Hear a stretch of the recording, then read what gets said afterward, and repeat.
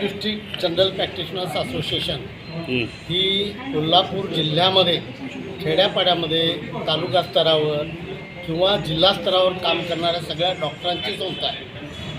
ह्या लोकांना त्यांचं ज्ञान अद्ययावत करणं किंवा त्यांच्या अडीअडचणी समजावून घेणं यासाठी आम्ही ही Kolhapur district general practitioner association स्थापन केलेली आहे. 12 तारखेला याचा 8वा वर्धापन दिन आहे.